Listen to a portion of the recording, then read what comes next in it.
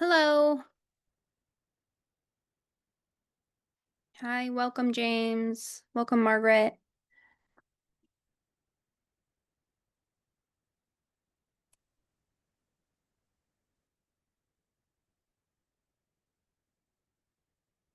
All right, it's 2 minutes after. I apologize. I was slightly late here. So let's just, like, it's just going to be the three of us, a small group today. You guys can hear me, right? Sure can. All right. So, let me share my screen. And again, I believe I've seen you both in training sessions before, but just in case, my name is Rachel Leidy. I'm the Director of Compliance Education here at FutureFeed, and I'm here to help you learn about the tool and how to use it to the best of its ability for your compliance management efforts. Okay, so it is a small group. Feel free to stop me along the way. Also, if you need me to cover anything that you had addressed in the first session, I'm happy to do so. Oops, hold on, my mouse has died. Okay, there it goes. So in the first session, we would have reviewed the dashboard area, talked about start. Then I went on to talk about adding in your users, defining roles and the teams involved with implementing these requirements, as well as maintaining that implementation throughout the system's life cycle or that contract life cycle and the data life cycle. So you start here at people, you define your users, roles, and teams. That way, all throughout the next five subway stops here, then you're going to be assigning responsibility to individuals. After you fill out people, then we talked about moving on to the tools dashboard and logging all of your technology, your IT products. This is really where you're going to start to define your compliance boundary and the different IT products, services, components within that boundary. We talked about when you add a record afterward, going in and at the very least assigning responsibility and accountability, and then connecting that entry, that item to the requirements at the very least. Then when you have time going back and filling out all of this other data, or assigning someone else the responsibility with populating this data over time. But the importance of you know assigning responsibility and accountability is so an individual can be tracking that item. And then the importance of connecting the item to the requirements is this is how you're building out your evidence. So we're saying that 3.1.20 external connections, my firewall has some level of um, play or interaction responsibility with implementing 3.1.20 in the environment. So you're building out that body of evidence. Okay, then after you log tools, we talked about going on and logging your security documentation and doing the exact same thing. Responsibility, accountability, and connecting that document to the requirements. Then you can start evaluating the requirements in the assess area to determine if what your company currently has as far as technology, tools, and documents doesn't meet the requirements, or is there a need to maybe update a document? Do we have to complete maybe you need to create a whole new policy. Maybe you need to acquire some technology, MFA technology, vulnerability scanning technology, or just some external services to help you meet where there's gaps. So that was why we've recommended adding people, tools, documents, because now under assess, you can start seeing what you have currently in place doesn't meet the requirements. For anything that fails or falls short, then that's what we're going to talk about right now. Is I guess we're going to get into the whole assessing the requirements and how to document those results in FutureFeed, as well as building out your body of evidence and reviewing it, cleaning it up. So before I get started talking about that, do do you have any questions? None here. All right. And just say I am, this is No, no just questions. okay. Awesome. And this is just my recommended, you know, some of the things I may talk about how to evaluate or how to conduct an assessment, and that's really just my recommendation. So, but as far as using the tool, that's what I really want to talk about. Okay, so um, some users of FutureFeed, when they first start using FutureFeed, they don't have any idea of what their current score is or are they compliant with the requirements. They are purchasing FutureFeed to help them perform that internal assessment and then identify where the gaps are, work towards implementing those, preparing for that assessment. Um, and in that case, and that's kind of how I'm going to talk about using FutureFeed today. But a good portion of the users, when they start using FutureFeed, they know their score or they already have a system security plan or some assessment results. And so really they are just then copying and pasting those results into this assess area to get it built out initially. Um, that's fine as well. I would recommend, as if that's your case, as you're copying and pasting, maybe doing a little bit of cleanup and building out that evidence and almost doing like another internal assessment.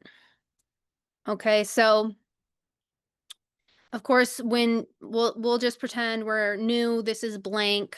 Okay, everything's going to be blank. Not everything should be not assessed. And then you're just going to start working your way through the requirements. Um,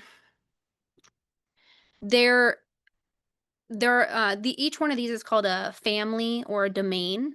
Okay, and there are some controls domains or families that relate. So access control and identification and authentication. Typically, when I do an assessment, I will evaluate the AC requirements and then jump directly into the IA requirements, or I've kind of do them together at the same time.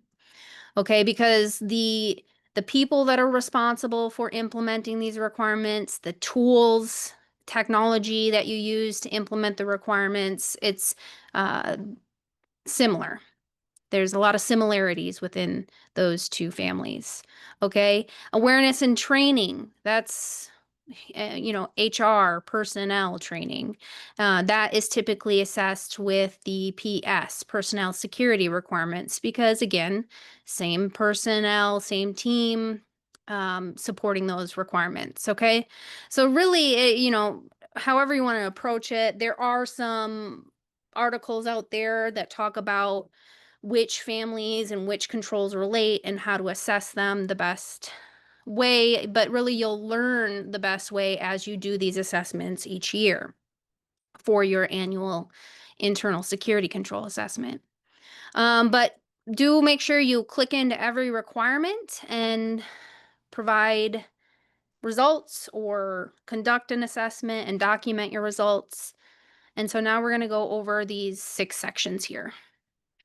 So every requirement has these, I guess, 5 sections: interview, examine, test, additional artifacts, and then the potential assessment considerations. And so you can change these around.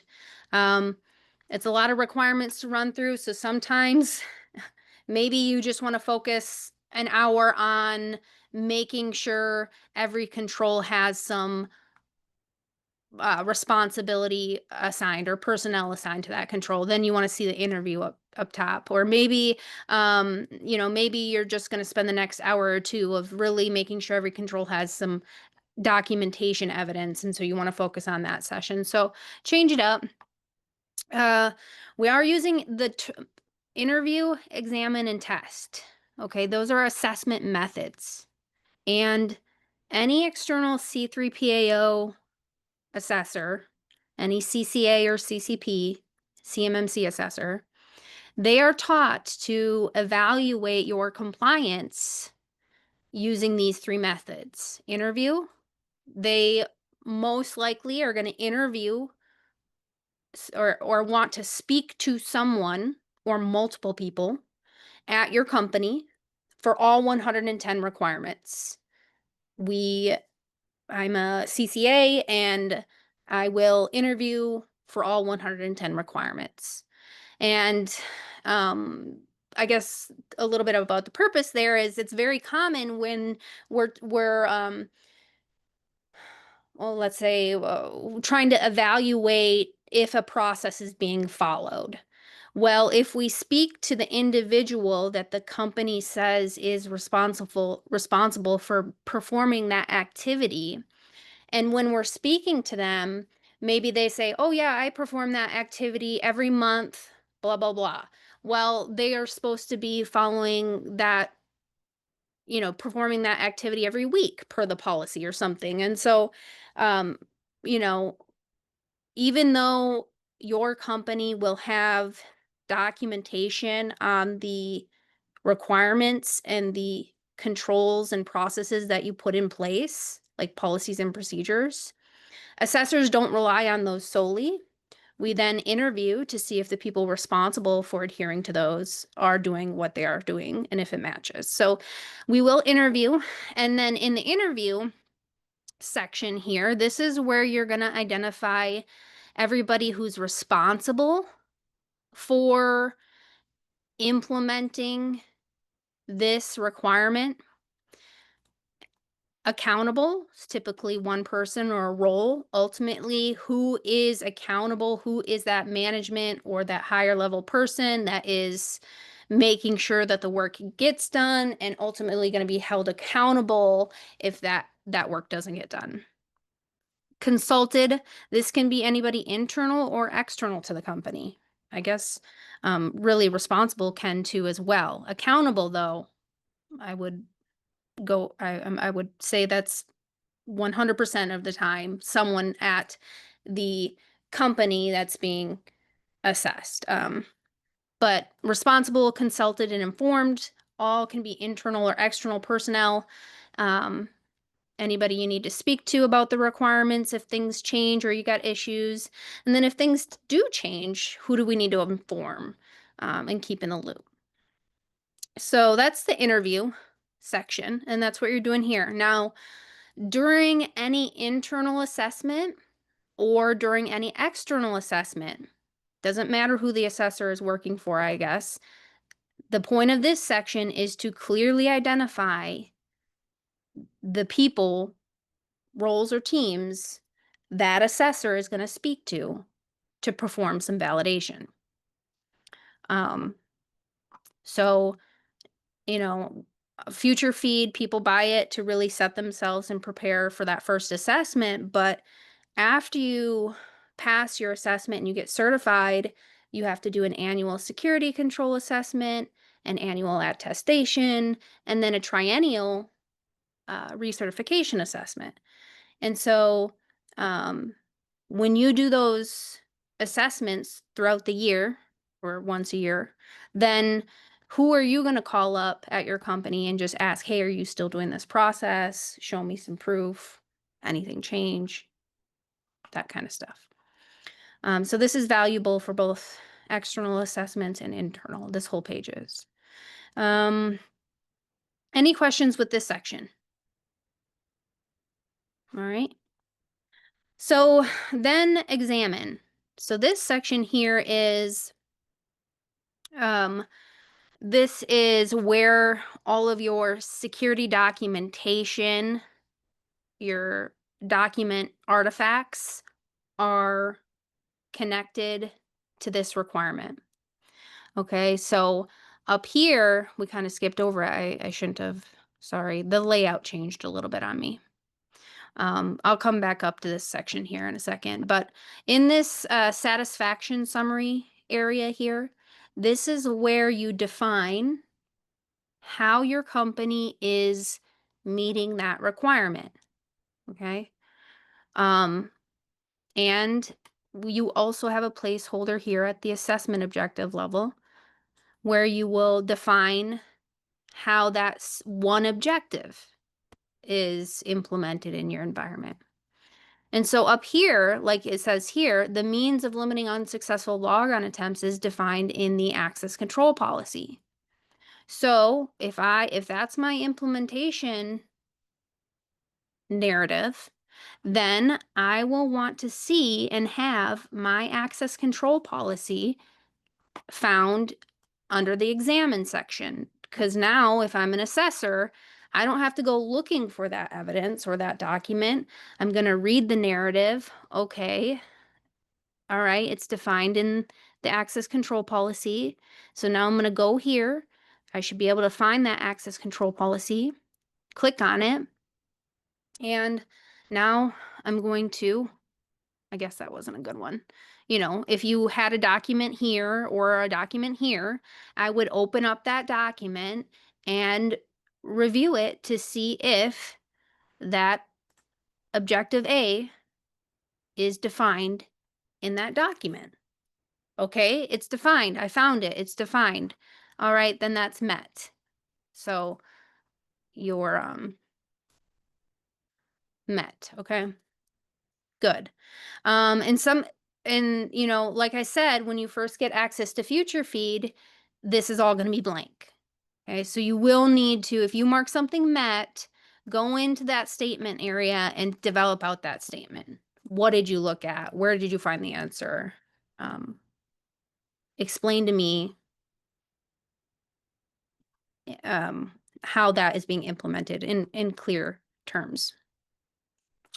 Okay, but if I looked at that access control policy and there wasn't a definition in there, then we have a failure.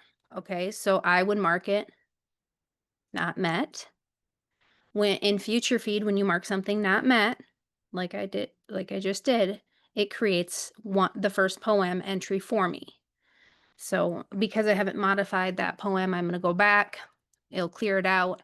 And now if I go in here and mark it not met, makes me my first POA&M. Now you would open that. It's going to come populated with some narrative here. But really this POA&M description area, this is your space to at least define the remediation plan, the fix, major milestones, what is that plan to get compliant, okay? I also like to define what the failure was, just to provide more context, but really you could type anything in here. So that's it's up to your company and what level of information they want you to document in your system POA&Ms. You would document that here. Impact effort cost. Okay, set impact effort cost for the failure. And again, if you remember from the first training, impact effort cost here is been defined with that organizational scale up here. So if you need to reference that scale for your company, click on that ruler and now go back into that POA&M, set impact effort cost as it relates to that scale. Assign responsibility, and definitely accountability. Set due date, you can do by quarters or the date. And if you want, you can add another POA&M. So, again, FutureFeed made it so you can really manage POA&Ms how you would like. For example, this POA&M here, you could see, let's pretend that this is my fix. This is what I want to do. Well, number one says that I need to I don't know, I think let's say it says define the number of attempts. Okay, well, um, maybe that is my security officer who's going to do that. I don't want just my system administrator or my network administrator or someone maybe not with the level of experience determining when this limit of unsuccessful logon attempts what it should be, right? So maybe I have my security officer define it. And so let me let me get that out, right? That's milestone number 1. Okay. Define, be more descriptive, and then you don't have to assign it up there, then down here you assign that to the security officer. I don't know if I have someone labeled that, but let's pretend here. Any security team. All right, so I'm going to give it to my security team. And now maybe I want to make my milestone number 2. Okay? And that's then my technical implementation. And that's going to be my sysadmin. Okay? So, add. And now, once milestone number 1 is done, then milestone 2 will kick in, and I'm going to assign this to my system admin. Okay?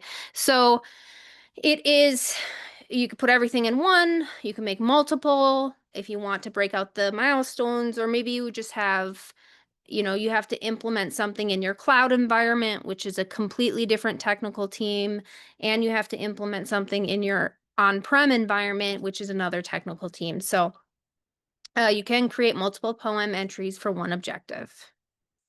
Okay, so I kind of tied it, I guess went on a tangent, but back to what we were showing in the examine area, general rule of thumb is up here in the summary notes or in these objective statements that you develop.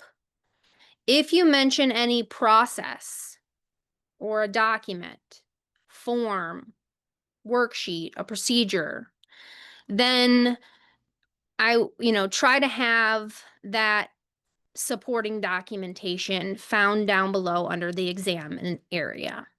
Okay. Same thing up here is if you mention a team, a role, or a person responsible for doing something, then they should be found in the interview section. And then the last down here is test. Okay. So this is, again, an assessment method.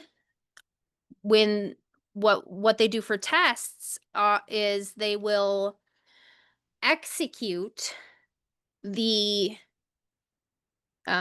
intent of the requirement to determine if the output was expected. Was it the correct output? So for example, this one here, if we're talking about limit of logon attempts, they may ask you to create I'm talking about an assessor. An assessor may ask you to create a fake account, and then they'll try to log in to that account, and they will on purpose mess up the password several times and keep track of how many times they've messed up that password to see if that threshold of the limit of unsuccessful logon attempts, if that threshold kicks in. So if you say in your policy it's going to lock out after 5 attempts, then the assessor should expect 5 attempts lock out. Of course, if they're on their 6th, 7th, 8th attempt, then that technical setting is not obviously implemented as defined. Okay, so that's a test. It's executing the objective or requirement to determine response expectation. And so that's why under tests we're listing out our technology, because when they do the tests, it's usually performing or involving some technology. Maybe you're running a report from Active Directory, or you're showing them a setting, or creating them account or something like that. And so here's where we identify technology. And all of these are found over here under your tools. And if you're missing something, just hit plus, find it, link it. And then if you got too much, maybe you need to do some cleanup. Okay, so again, if up here under summary notes or the objectives, if you mention some technology involved with helping you implement the requirements, then down below you should see that that technology record. Okay, so up here I say that Entra ID has a policy that limits and enforces unsuccessful logon attempts. And so down below, here's my Entra ID technology. And if you want to provide a screenshot of the actual config that's currently in production, you could house it. So I would click on the record, and then in here you have evidence. So there is my screenshot, and that's where I would direct my assessor to, is actual evidence, point in time evidence is attached to the item under the evidence folder. Okay, so you could put it there, or another place you could put it is, it looks like I also, let's see,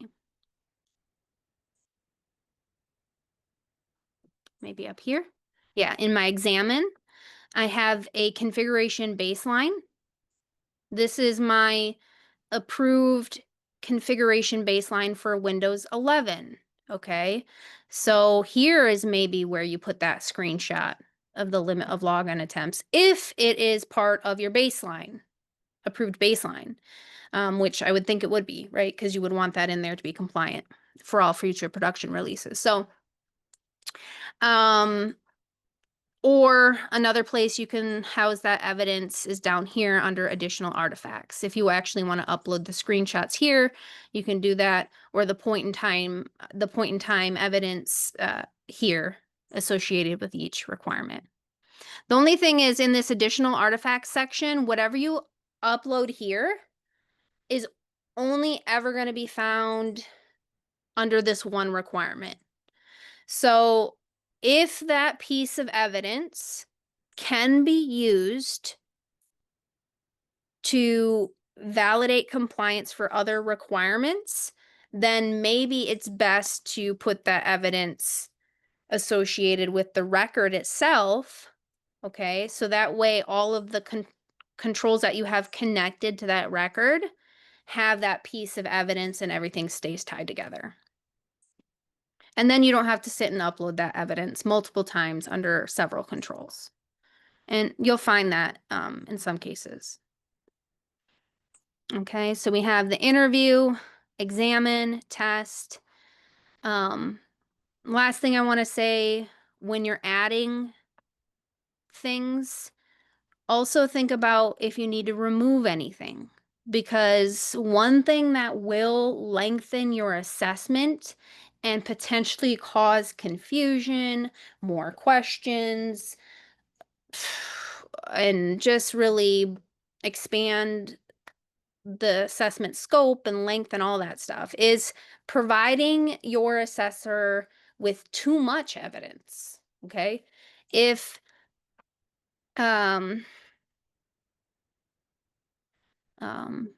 what's a good example that we could even say here? For example, if I said here, the means of limiting unsuccessful login attempts is defined in my access control policy, and then I just talk about how the technology is enforcing it, maybe I don't want to show my configuration baseline documentation here. You know, if I already have evidence, here's my policy, it meets objective A, and if I down here have a screenshot and all my technology showing that objective B is met, then why even bring in a whole nother set of documents for them to look at? So I would just go ahead and remove these. And I'm only going to connect these ones, my actual configuration baseline, to the configuration baseline requirements, not this one. But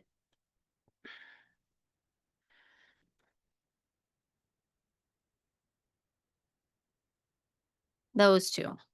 341, I have to have a baseline approved and documented. 342, my baseline has to include some secure configuration settings. Okay, so now this one will only be shown under these two controls. Okay, was it bad that it was there? No, it still talks about, maybe up here my narrative was, maybe up here you said, as part of our approved baseline, all assets need to implement limit of unsuccessful log. Maybe that's how you answered the requirement. And so down here, it made sense for you to connect that document. You're not wrong. It's just, if they can look at this stuff and call it good, maybe don't bring that into play until later. Any questions so far? All right. Any questions with this section up here? Implementation, status. Oh, I guess we didn't talk about inheritance. I did forget about that. All right. So, this teardrop here, this is your inheritance icon. And when we say inheritance in CMMC, they are referring to external service providers who are performing a service for your company that is helping you meet that requirement. And I've seen people use inheritance when it just use this inheritance marker or identifier when it comes to all external service providers. Okay. I would recommend using this inheritance icon when I'm talking about an external service provider who is FedRAMP moderate authorized or equivalent, or when the time comes and the industry gets there, maybe the external service providers who are CMMC certified themselves. Okay. But it's really up to you. It's just, again, an indicator that right here, I expect to see implementation method and implementation narrative. So right off the bat, I'm just seeing that there is some shared responsibility out there. You do have some external entities that are involved with helping you meet the requirements. Some videos you can watch. I think you have to create an account when you first access these videos. And yeah. Oh, down here, potential assessment considerations. You don't have to use these, but they're there if you want to. So it's more for people who are doing an internal assessment or gap assessment themselves and don't know what to ask, what to look for. So these are questions that you would hear from any certified CMMC assessor. They're commonly asked questions. I think they may have been pulled from the assessor's guide themselves. I'm not quite sure, but they're good questions and it helps you walk through that internal gap assessment. So if you answer something, yes, are you doing this? Yes, I'm compliant. So now you're developing out your implementation details. Here is why you say why you said yes. And then if you say no, are you doing this? No. Okay, now I'm creating a POA&M entry. Why did I say no? What was the failure? Where's the gap? What's the fix? Okay, not applicable. All right. You don't have to use them, but they're there for those folks that are tackling CMMC on them by themselves. The last thing I want to show you on this assess page here is we have a gap assessment mode. So right now, as you saw, I'm in 318 And if I want to go to the next control up here, I got to scroll to it. Now this is 319. Okay. If you want to be able to scroll through the requirements and the objectives in one page, then you can click on the domain or family title up here. And this little running man icon, it's the rapid gap assessment mode. So here now, if I click into here and just it takes a second to load. It's the tool. I don't know if by the way, if you've been using the tool today, we did release some updates, which they're working out some kinks on. So anyway, here now I'm looking at all of the AC controls in one page. Here's 311, scroll down, 312, okay? It's just this satisfaction summary area. You're not seeing the test, the interview, the examine, and the other areas. So here now you can scroll through and quickly answer. I mean, if you're a service provider on the session, I used to do a gap assessment and we'd sit in a room and we'd go through all of the objectives. Right here, objective A, I would be speaking to someone at the company. Have you guys defined the duties or roles and requirements that require separation to prevent collusion and blah, blah, blah? Yes or no? If it's no, okay, fail. We know we got to work on that, move to the next. If it's yes, please give me some evidence, point to me, describe for me a little bit more so I can take some notes, and then I'll come back around and we'll work on really building out all of the control evidence and narratives. Okay, so you can quickly quickly evaluate all of the controls this way, all of the objectives this way, and then at the end you'll have, a somewhat accurate SPURS score and a system security plan that's filled out as far as the requirements go status-wise, and then you'll have system POA&Ms as well, because when you mark something not met, it will create that first POA&M entry for you, helping you meet the POA&M requirement. But then you would make it a point to go in there and actually tailor that POA&M entry to fit your company and what the fix is for your environment. Okay. Any questions on the assess page overall? Let's see. Two things I think I could probably talk about. I mean, you can filter a lot. You can see some change history for the objective level.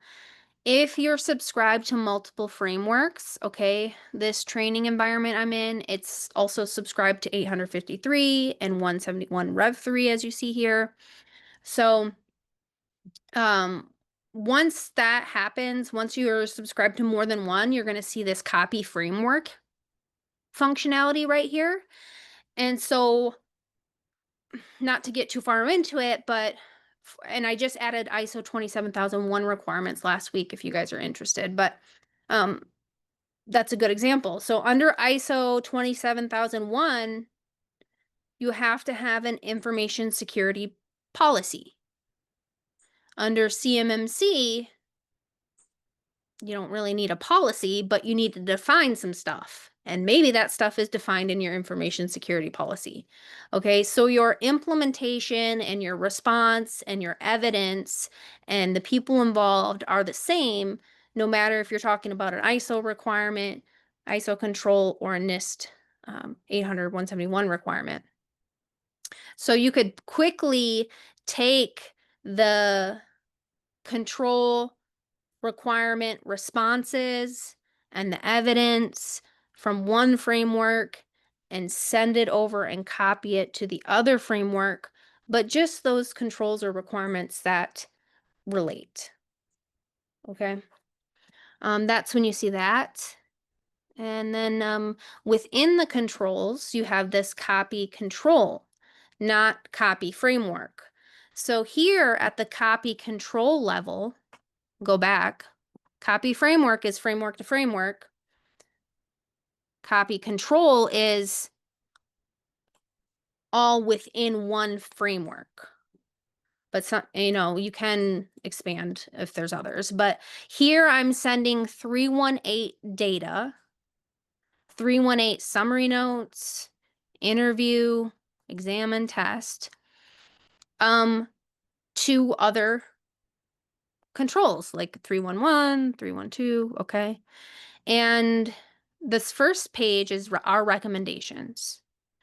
So I think I may have worked on this recommendation. I'm not quite sure, but if I can remember, I recommended that for 318, you copy over interview only data. That's the RACI model. And why I made that recommendation is because typically 318, as we know, is technical. You have to implement a configuration setting limiting unsuccessful logon attempts. So typically, it's technical. So your system admins, your technical people are involved. Well, the technical people, the same technical people involved with this one requirement are also going to be the same technical people that are involved with these other technical requirements listed here. Okay. So we have recommendations. You can use them or not. Let's remove them. Then you can go on to manual selection. So you'll know where you have some processes that meet multiple requirements. And you can copy that data over and then review your selection and push it out. All right, so that's enough about the assess page. Moving on to system security plan. So here, this SSP is just a browser view of your SSP. It's just an internet browser HTML view of your SSP. You can run, as I'm sure you may know, under deliverables over here, you can run a full, where'd our SSP report go? Oh, under exports. Oh, compliance report. Sorry, they renamed that. So here's where you can run a full SSP report, which is going to be 40, 50, 60, 70 pages. It could be a lot of pages, depends how much you have, could be. But anyway, it's at least a lot of pages.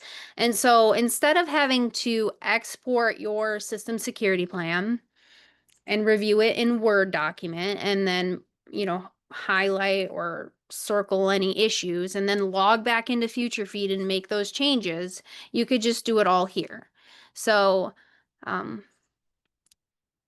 for the system security plan in FutureFeed, a lot of this data that you see here is being captured elsewhere in FutureFeed. For example, this system unique identifier here, I'm not typing the information here. I'm actually capturing that information under my scope. Over here under Start Scope, this is where I capture my system unique identifier. Okay. And so let's say I had to make an update and that's my unique identifier. So now if I go back to my SSP, that's been changed, okay? So that is true for most of this information. It's really being captured elsewhere in FutureFeed, and FutureFeed in the background is collecting all this data and building out your system security plan. And so you would review the SSP here, so that way if you find any issues, you can quickly jump to that section and make that update. That way, if you do all of your review and your editing and your approval of the data in FutureFeed, it's going to create that activity history log, audit log activity. And also now when you go under to deliverables and you export your SSP report, you're going to have a high level of confidence that that data in your SSP is accurate because you've already viewed it and reviewed it and approved it here. Okay. So that's all this is. It's a browser view of your SSP. There's not a lot of data input here. You're not actually adding a lot of data here. You're just reviewing now your SSP, because at this point you've defined people, tools, documents, and you've connected all the people's tools and documents to the requirements. And now, and you've done your assessment, all your controls or your requirements have some status, and now your SSP should be fairly populated. Now, if you see any red in here, though, that means some data is missing. So it looks like over here, I still have to do some things.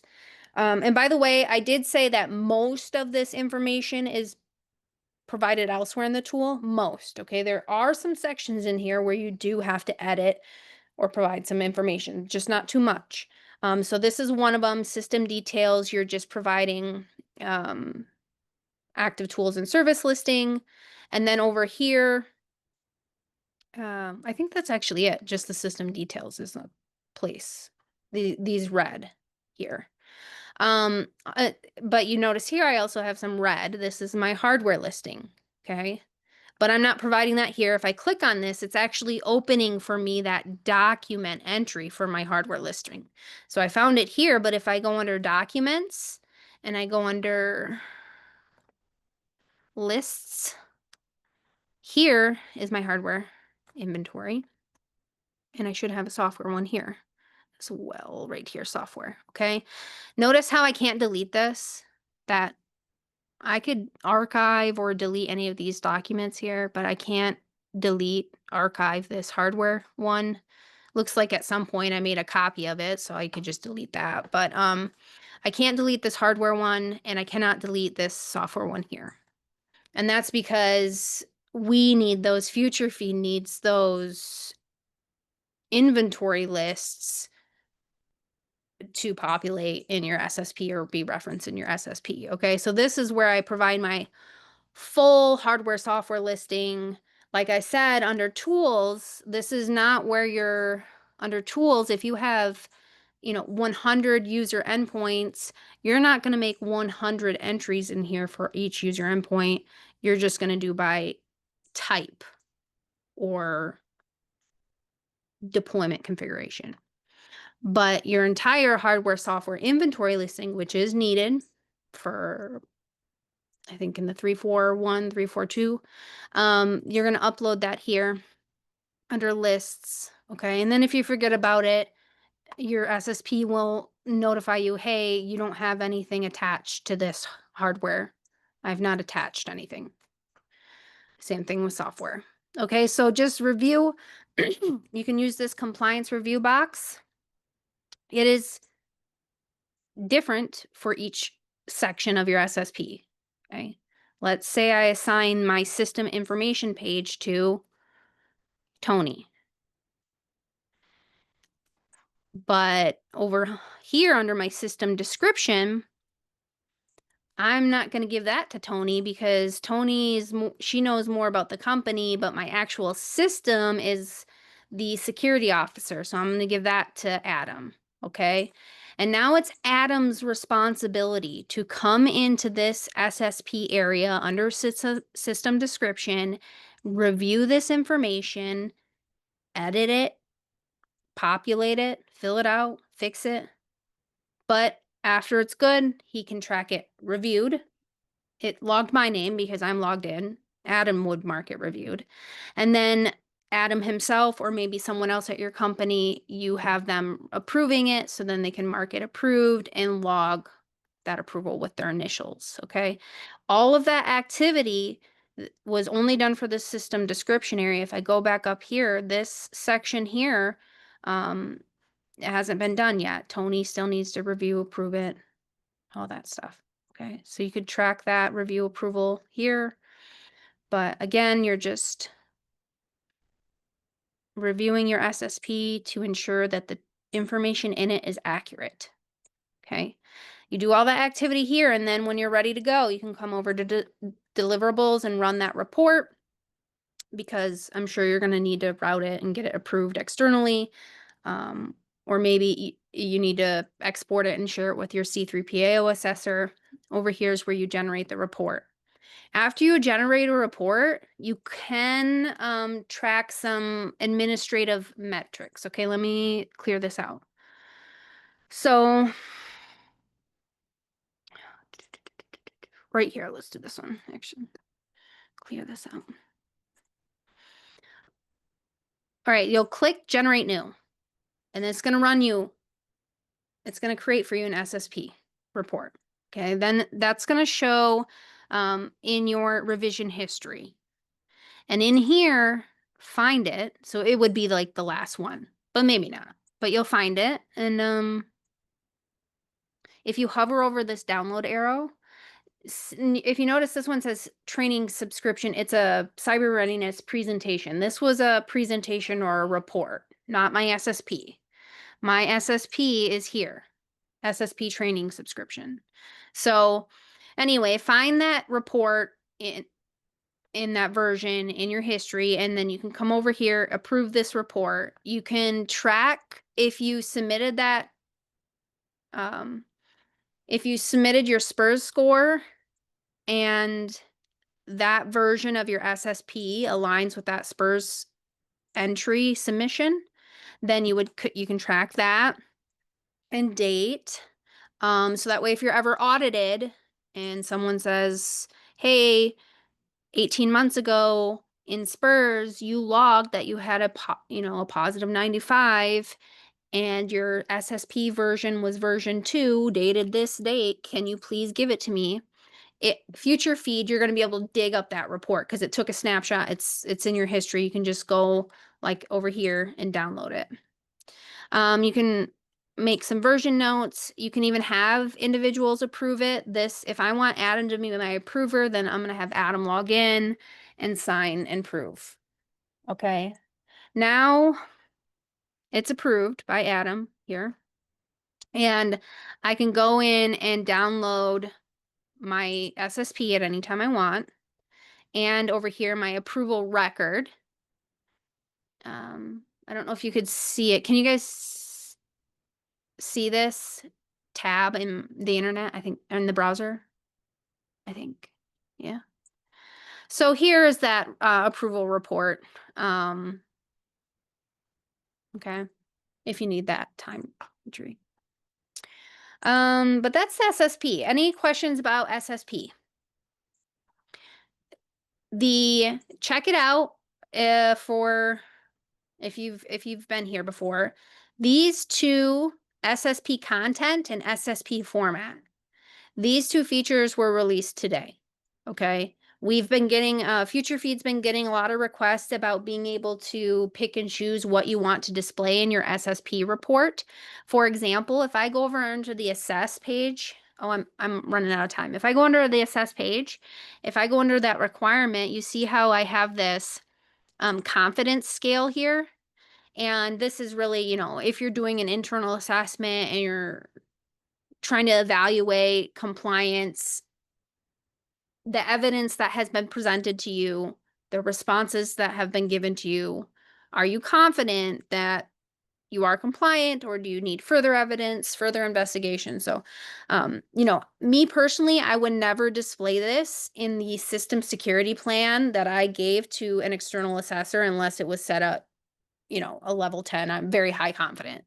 But if it's like down here and maybe you just don't use this field, but it's down here, an assessor, you're not very confident on your response here, like they're gonna then really focus there. So you can now remove this from the SSP. I'm not gonna go ahead in here and look at it, but there's a bunch of stuff you can toggle on. Yes, you want to see that. No, you don't want to see that. Okay, so check that out, and do know that that just was released today. So play around with it, and if you find any bugs, any issues, hiccups, do let us know, please, because we do have a testing team, but no matter how much testing, it always seems like there's something that may have slipped by. So up in the right hand corner, click on user settings, go to help center, and then here is where you can quickly submit a help desk ticket mentioning any recommendations for improvement or issues. All right, and then let's talk about your FutureFeed quick. I'm running out of time, but this one's fairly simple, I think. So here, all throughout FutureFeed, you were creating POA&M entries for any documents that were still in draft, or any tools that were pending acquisition, or any controls or objectives that failed. Up here, this yellow light bulb, you can make a POA&M entry for anything. So it doesn't have to be associated with technology or tools or, technology or your document or the control. Here, pick up milk. I don't want to forget that I need to pick up milk. Okay. Hit save. I just created a POA&M entry to pick up milk.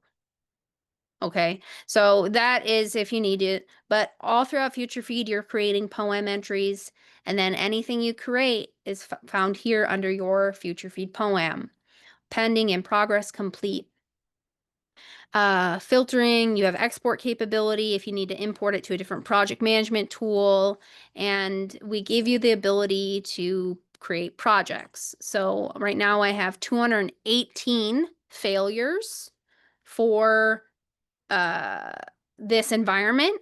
And now I'm going to put them all in different projects. So instead of, like, if I'm a POA&M manager, if you're the person at your company responsible for managing your system POA&M, if you're trying to keep track of 218 different failures, like, you're going to miss some stuff. Maybe, maybe not, but I would. So now my goal would be to combine like failures, like non-compliance, or maybe combine it based on the people responsible to do the work, but combine the failures. So now instead of having 218 items that I got to check in on under my project portfolio, I just have, looks like 9 different projects to follow up on, and maybe a couple 1 or 2 items that didn't fit into a project. Okay. So to do that, I do filter on this proposed project field over here. You can see the ones that are part of a project already. If there's a plus, it's not part of a project. So this first one here, the duties, roles, and responsibilities need to be defined. Something needs to be defined for this one. Well, I already have a project ongoing called security documentation. Let's say I have a technical writer involved, a consultant involved, and they're helping me meet all the security document requirements. So now I'm going to put that in part of there. Okay.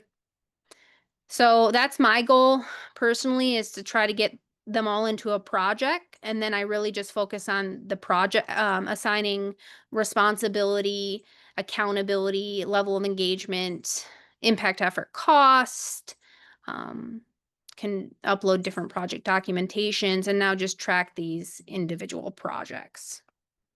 To mark something complete, green check mark. You have the option to give some closeout rationale, mark complete. You also can email directly from FutureFeed to your ticketing system if you have that integrated, and you do integrate that over here under platform settings. Okay. Deliverables over here, this is where you can create some reports or presentations just by toggling on or off the information that you want to be included in that report or presentation. And then hit download if you need to email it off, or you can present directly from FutureFeed. It does create history. You can run POA&M reports, export your POA&Ms, SSP, and then over here, whenever you're engaging with a C3PAO, the very first thing is they're going to need to determine your readiness for an assessment. How they do that is they ask for your system security plan and all your associated evidence, policies, procedures, any screenshots you have, anything you want to give them that will tell them you are ready for an assessment. If you give them that and you're missing some stuff, they may come back and say you're not ready for an assessment, go work on some things, or reevaluate your readiness and come back. So, but anyway, that body of evidence, that large package of evidence that you give them, that they determine your readiness, you generate that here. I'm not going to do it, but I would recommend doing it because your evidence, everything you upload in FutureFeed, everything you attached in FutureFeed, it's going to be titled, and it gets titled a certain way so that it stays associated with the control or the requirement, as well as it's going to be a zip file. So in that zip file, in that zip folder, sorry, there's going to be an Excel spreadsheet in there, and it's going to list out all of your documents, all your evidence, and what controls they relate to, what controls or requirements you connected it to. So definitely check that out. And then after your assessment, you'll have to generate it again because that's going to be the evidence that you want to hash and then save for 6 years. Sorry, I went over a couple minutes and I did crunch in the last two, but I don't have a meeting right now, so I am able to stay on if you guys need me to. With that being said, any questions?